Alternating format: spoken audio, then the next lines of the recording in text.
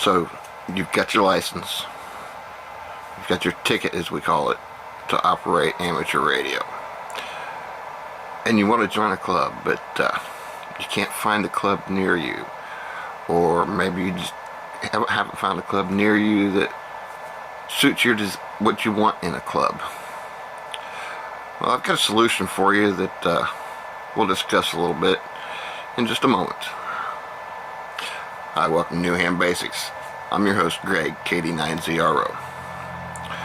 So, this video is to not only address the issue of what to do if you want to join a club and you can't find one, or can't find one that meets your desires for a club, but it's also to let my viewers know that I do watch the comments, and I try to respond to as many as possible.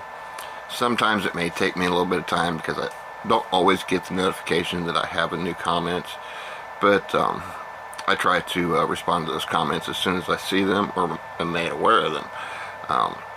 And this is a common, we'll call it a complaint. This is a common complaint that I've gotten a couple of times on my videos as comments, and I see it a lot in the Facebook radio groups, that a lot of people are not finding a club that suits them, or not finding a club at all, and they want to join a club, they want to be a part of a club. Well, I've got a solution for you, and everything I'm going to share with you today does come directly from the FCC website, and I'll put those links down below after I post this video. And so I'm not sharing any speculation on how this system works. I'm sharing information directly from the FCC. But first off, because it's driving me crazy, I'm one of the older fellows. I'm not quite an elder, but I'm one of the older fellows, and I need reading assistance. So, one solution, if you can't find a club that suits you, or you can't find a club at all, or maybe even in some cases you can find clubs, but their membership is closed because they've got more members than they ever planned on having, whatever the reason may be. For some reason their memberships are closed, they're not taking new members, but you're having a hard time finding a club, is the overall complaint. Well, one thing you can do is you can create your own club. Obviously you're not the only one out there looking for a club that's not able to find a club that's either open, suits their needs, or a club at all. So what you want to do is you want to make use of the nets, and whenever you get on a net, just say, hey, you know, I've been researching the groups around here, and whatever the situation may be, whether their memberships are closed, or you don't find any that suit your needs, or you don't find any at all, and so you bring up the issue you're having with the club on a net. Preferably you want to find a rag chew net. Don't do it on an Aries Races net or some kind of operations net, but you know, find you a rag chew net, bring this up, say, hey, you know, I've been looking into clubs, can't find what I need in a club, or can't find a club that's open, or I can't find a club at all, and I'm interested in starting a club that does A, B, C, and D. And I know there are other people out there that want to join a club as well. Hopefully you're registered on QRZ or ARL. ARRL. Sometimes it's hard to remember that second R. You know, look me up on my QRZ page, or look me up on ARRL. Shoot me an email if you're interested, and let's get together and talk. That's one way to put the word out that you're interested in joining a club. Get on Facebook or any other social media. Find those pages and groups for amateur radio clubs or ham radio clubs, whatever terminology works for you getting this information. And preferably locals, but you can go national. I'm in a couple of national Facebook groups and say, hey, look, I'm in this area. I'm having a hard time finding a club. I'm interested in creating a club. I need some other people to join me in this in creating this club, and briefly lay out what you want your club to do. Same thing. Look me up on ARRL or hit my QRZ page, or if you're on Facebook, send me a private message if you're interested, and we'll discuss it more. So there's avenues out there to get the information out that you're looking to create a club. If you're having an issue finding the right club, a club, or an open club. I will tell you one thing you don't want to do is you don't want to get, and I'm not picking on them, so don't take it that way. I'm not picking on them, but you don't want to get a bunch of elder operators in there that are basically going to act as gatekeepers.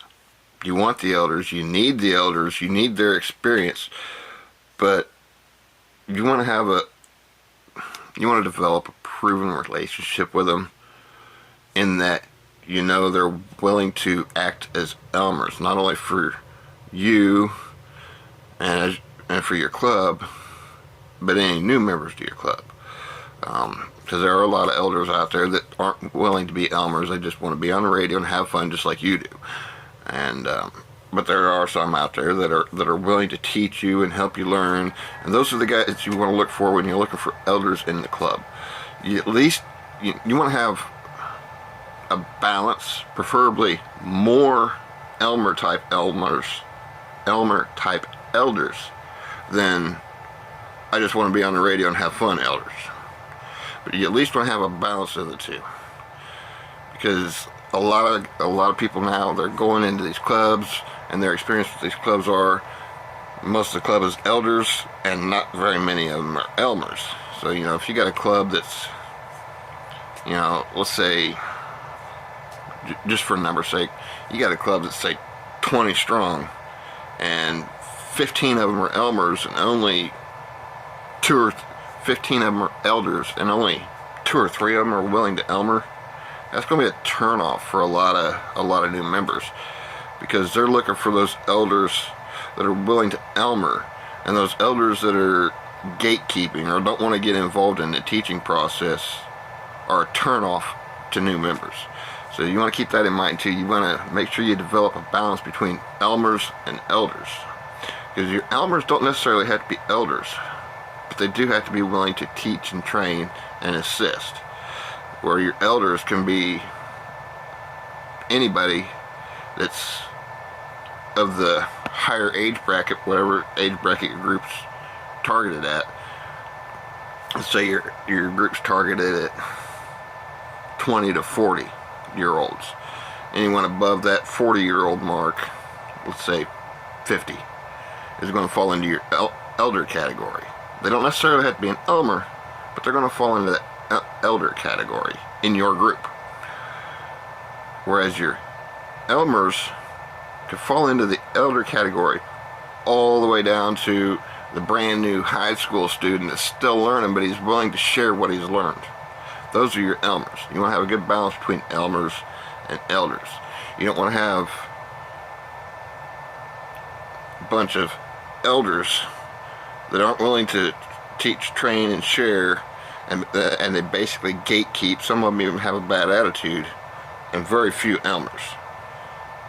You want a balance. If anything, you want more Elmers. So keep that in mind as you're developing your club. But now let's get into the legalities of creating a club. I'll probably mention this a couple of times just as we go through the information here. Again, it's coming direct from the FCC, and I'll put the links down below later.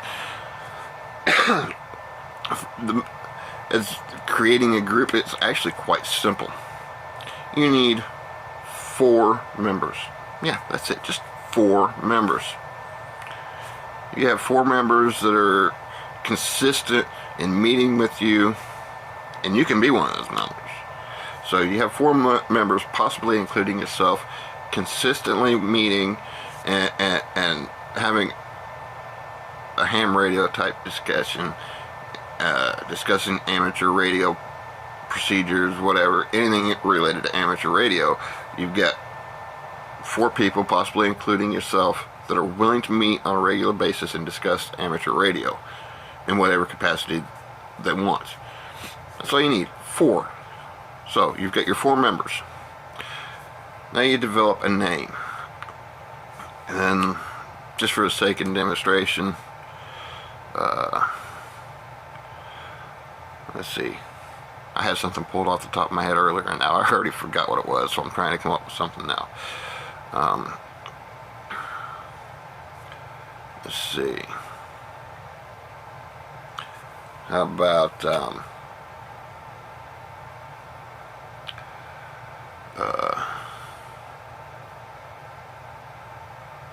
you know what? We'll come back to that. You have to develop a name. So you come up with a name, and you've got your four members, and you guys decide, okay, yeah, we want to make this an official club. So you take the things that you normally do in your club, you start noting them down, and what do you want to do with your club? You note that down. What are your goals? You know, that's your goals for your club. What's the mission of your club? What's the main thing your club wants to accomplish with these goals? You've got these things written down, and now you've done all that brainstorming. You've got all these things that you want your club to do, all these things that your club does, the main goal of your club, the mission of your club. You've got these things written down. Now you want to take those notes, and you want to organize them into a document of organization. Finding how those two words play together as what you need to do to create what you need to have. Okay, yeah. Sometimes I get off on a tangent, but you decide what you want. You know, all the things about your club, all the important things about your club that are basically what you're going to use to draw people into your club. You know, you're going to do lecture times at your meetings, and of course everybody knows how a meeting normally operates. That kind of stuff I don't think wouldn't hurt, but I don't think you have to put into a document or organization, you know, the actual, you know, the minutes and the treasury, and I don't think you actually have to put all that into your document organization, but you're going to have lecture periods, you're going to have training exercises, you're going to have field days, you're going to participate in sanctioned field days and contests and yada yada yada. Okay, the aspects of amateur radio, and your goal is to promote amateur radio in your local area, and the camaraderie and fellowship that goes along with being an amateur radio operator. Okay, and your mission is to further the amateur radio hobby. That's what we're going to go with for our example.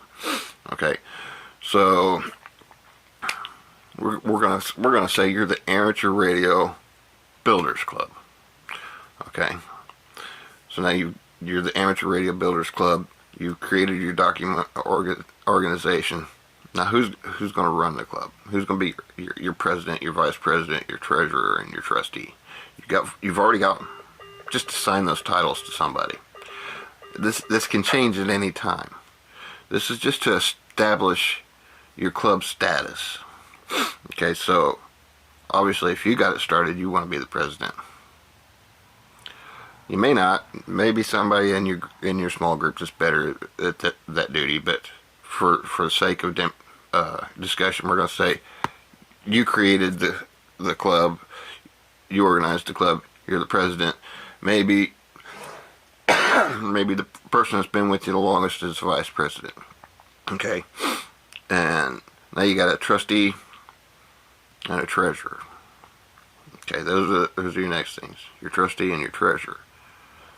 Well, out of your two people that you got left, who can you trust with funds? Whoever you can trust with funds, that's your treasurer. Now this other guy here, hopefully he's got a strong back and broad shoulders. because he's going to be the guy that takes all the complaints. He's going to be the guy that takes the hit whenever something goes wrong. He's going to be the guy that literally holds your club license. He's going to be the go-to guy for anything legal. He's your trustee. Hopefully you got that guy in your group. Okay, so now you're the amateur amateur radio builders club. You're organized. You have a management system. Again, you want to create a mission statement from that mission and goal from that mission and those goals. Not everything that you did in your organization, but from from your overall mission and your overall goals, you want to create a mission statement. That's your primary purpose.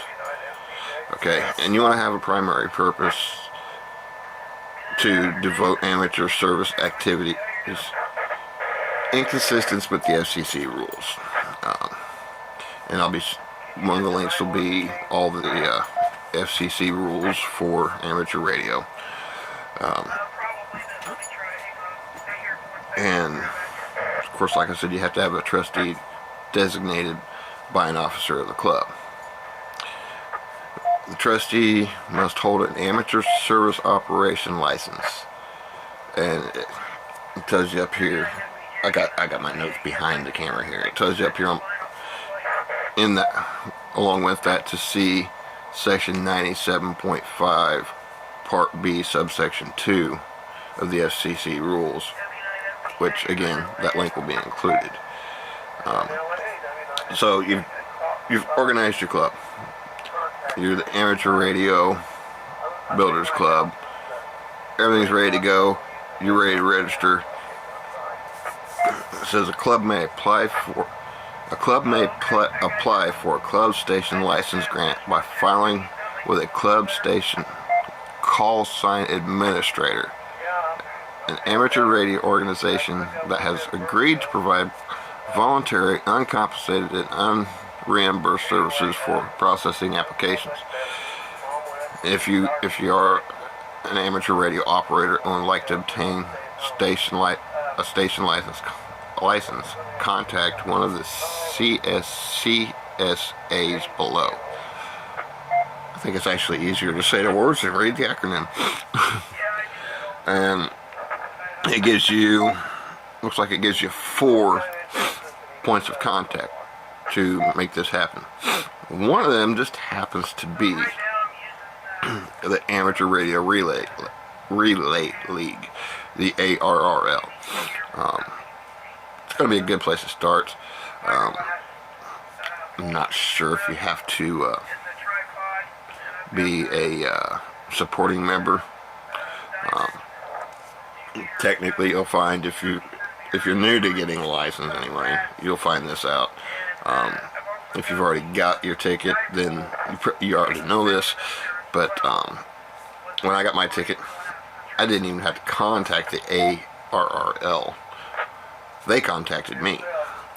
So just by having a ticket, you're basically already registered with them.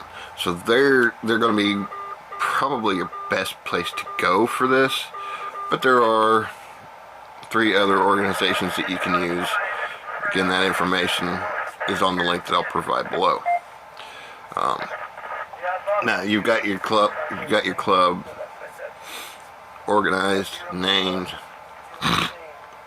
and you want the Amateur Radio Builders Club to have a call sign that will actually identify them just by seeing the call sign. Okay, so there's another tab on here where this marks excuse me, obtaining a club station vanity call sign. Okay, so after the club license has been granted, your club station license trustee might file an application for the vanity call sign under the request by list provision for the class of operator license the trustee holds. Club station may also file an application for a vanity call sign under the in memorandum provisions to request a call sign that was held by a deceased member of a club. The club requesting a vanity call sign after February 14th, 2011 may hold only one vanity call sign grant. Okay, and that's not going to apply to you because you're new to this process, but you know, if a club already has signed more than one vanity call sign, they have to let's see, surrender all of those call signs and apply for a new vanity call sign. But it says your trustee can apply for a call sign under the provision for the class of operator license the trustee holds. I just caught this in review assembling this video. I misspoke right here. I say that you want to look for a general to be your trustee. What I intended to say was you want to look for an extra to be your trustee, and this is because of your call sign, club call sign license is going to be under the privileges of your trustee. So if your trustee is a tech, that's the privileges your club's going to have. If your trustee is a general, that's the privileges your club's going to have. So you want to look for an extra so your club has full privileges. Now we'll get back to the video. So when you're assigning your trustee, you want to look for a general. And the reason you want to look for a general is because when that trustee applies for your vanity call sign, if that's what you want to do, that vanity call sign will be under extra privileges.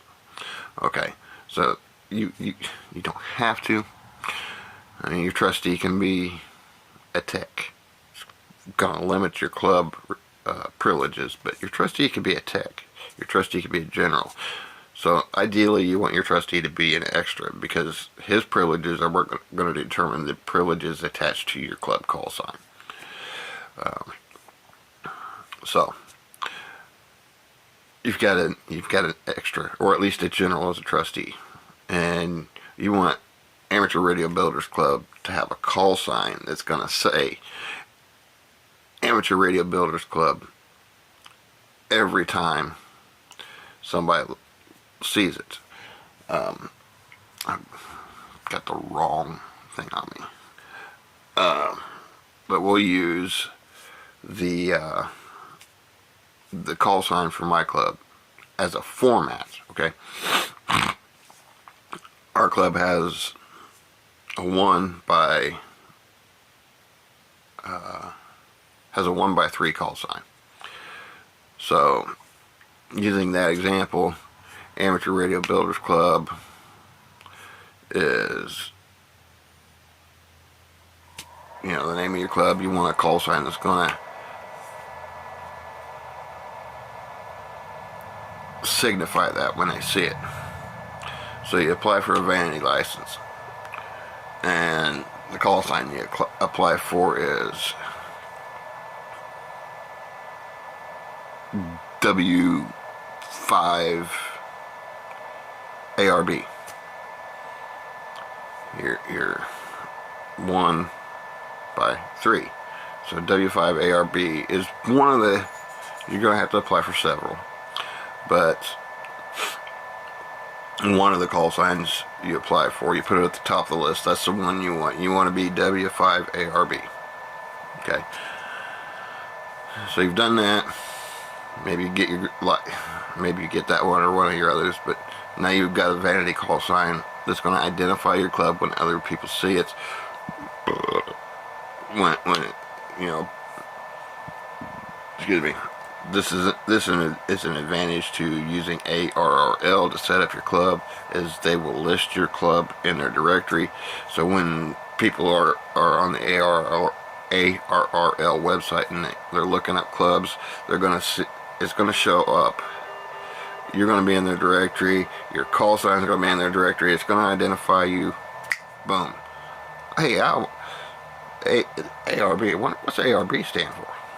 And then they read further. Oh, it's the Amateur Radio Builders Club, and they're a club that wants to just create a new. They want to be a new style club, they want to be an inclusive club, and really do what I'm looking for clubs to do. Cool, and they're in my area. Cool, let's check them out.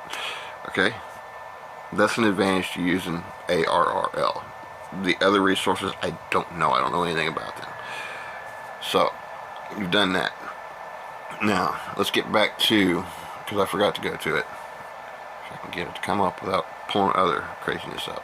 Okay, trustee must hold an amateur service operator license grant. Okay, and that's section 97.5 B subsection 2. Okay, so let's pull that up. Okay, now what this says here is section B. Let's see,